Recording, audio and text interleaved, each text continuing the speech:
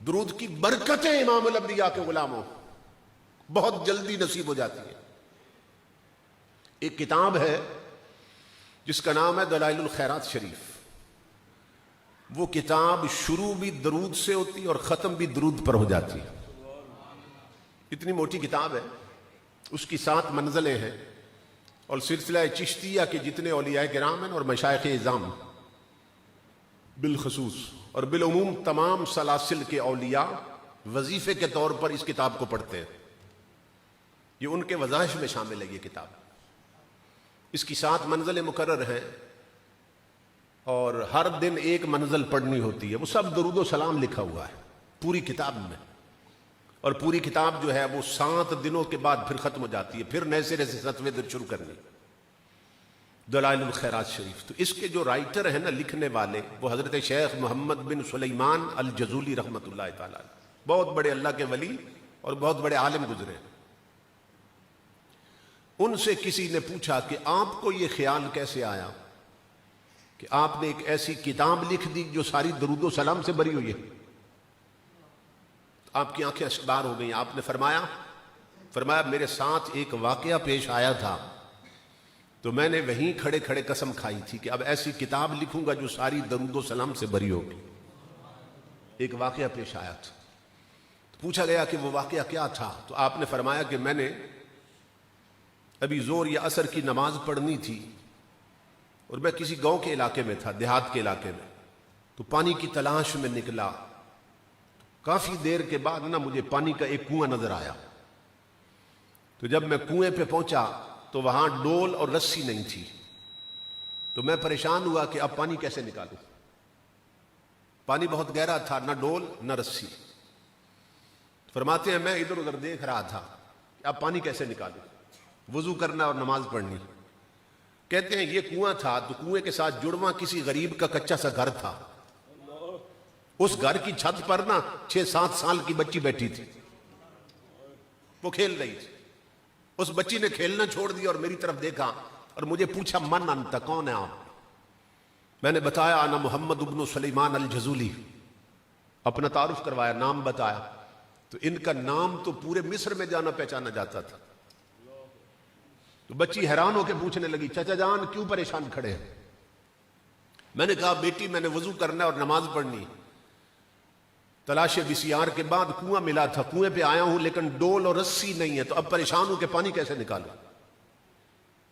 کہتے ہیں میری یہ بات سن کر نہ بچی ہنس پڑی، اور اتنی فصیح و بلیغ بچی تھی کہ بولتی تھی تو منہ سے ایسے لگتا تھا پھول جھڑ رہے ہیں۔ بچی نے بڑی عجیب بات کی، کہنے لگی انت الذی یثنی علیک الخیر وانت تطہیر بما تخرج بہ الماء من البئر۔ کہنے لگی چچا بڑے تعجب کی بات، تیری ولایت کے ڈنکے بستیوں میں بج رہے ہیں اور کنویں سے پانی بھی نہیں نکلتا۔ میں حیران ہوا، میں نے کہا شاید یہ میری بات نہیں سمجھی، 6-7 سال کی بچی ہے اور عجیب بات کر رہی ہے کہ تیری ولایت کے ڈنکے بستیوں میں بج رہے ہیں اور کنویں سے پانی بھی نہیں نکلتا۔ میں نے سمجھا کہ اس نے میری بات نہیں سمجھی، میں نے اپنی بات دہرائی، میں نے کہا بیٹا کنویں پہ آیا تھا وضو کرنے لیکن ڈول بھی نہیں ہے رسی بھی نہیں ہے، اب ڈول پھینک کر رسی سے پانی نکالا جاتا تو میں کیسے پانی نکالوں؟ کہتے ہیں بچی ہنس پڑی اور کہنے لگی چچا میں بتاتی ہوں پانی کیسے نکالتے ہیں۔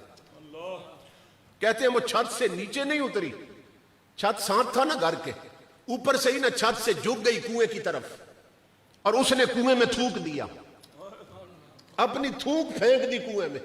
کہتے ہیں لوگوں اللہ کی عزت کی قسم میں اندازہ نہ کر سکا کہ اس کی تھوک نیچے پہلے پہنچی یا پانی اچھل کے پہلے باہر نکلا۔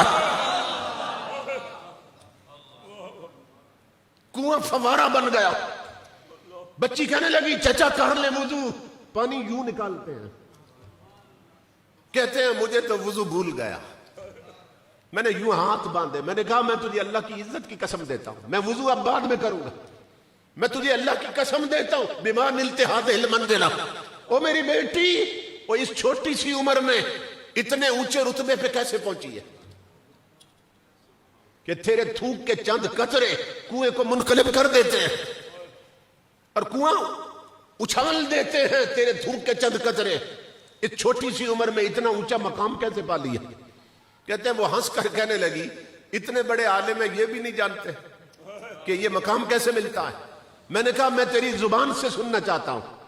तो 6-7 साल की बच्ची कहने लगी, चाचा अगर मुझसे पूछते हो ना कि ये मकाम कैसे मिलता है तो फिर सुनो, बेकसरत सलाते अला नबी सल्लल्लाहु अलैहि वसल्लम। चाचा मेरी छोटी उम्र ना दे, इस छोटी उम्र में भी हर वक्त मैं कमली वाले पे दरूदो सलाम पढ़ती रहती हूं। मेरी छोटी उम्र ना दे चाचा, मैं हर वक्त अपने नबी पे दरूदो सलाम पढ़ती रहती हूं। मैं सहेलियों में खेलती हूं ना तब भी हुजूर पे दरूद पढ़ती रहती। मैं खाना खाऊं तब भी मदीने वाले पे दरूद पढ़ती रहती। और चाचा जो जुबान हुजूर पर दरूद पढ़ती रहे ना, उसमें ये तासीरें आ ही जाती हैं। अब कर ले वुजू। कहते हैं कुआं फवारा बना हुआ था और पानी कुएं से बाहर जा रहा था। तो मैं जब पानी की तरफ झुका ना तो बच्ची ने फिर मुझे आवाज दी, कहने लगी चाचा जानते हैं वो कौन है कि जिन पर दरूद पढ़ के ये रुतबे मिलते हैं। मैंने कहा मैं जानता तो हूं मगर लगता है पहचानती तू ज्यादा है, पहचानती तू ज्यादा है। तो बेटा मैं तुझसे सुनना चाहता हूं, तू बता वो कौन है। कहते हैं फिर बोली तो मुंह से फूल जड़े।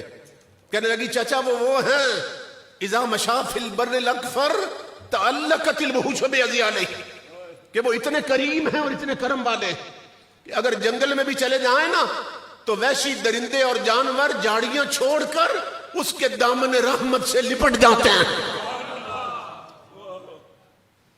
चाचा कर दे मुझको। वो कहते हैं वहीं खड़े खड़े मैंने कसम खाई थी कि अब ऐसी किताब लिखूंगा जो उस पूरी दरूद से भरी होगी।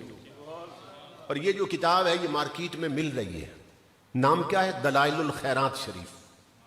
चाहिए कि भाई बहनों को ये तोहफे में दें कि ये पढ़ा करें, खामद बीवियों को तोहफे में दें कि ये पढ़ा करें, माँ बाप औलाद को तोहफे में दें ये किताब। सरगोदा के इलाके में मैं यही वाकया बयान कर रहा था ना, तो एक बुजुर्ग रो रहे थे। तो बाद में जब मुझे मिले तो मुझे कहने लगे कि बेटा आप बच्ची की बात कर रहे थे, मैं ये सोच के रो रहा था कि जिस घर की 7 साल की बच्ची का मकाम ये है, उसकी मां का मकाम क्या होगा।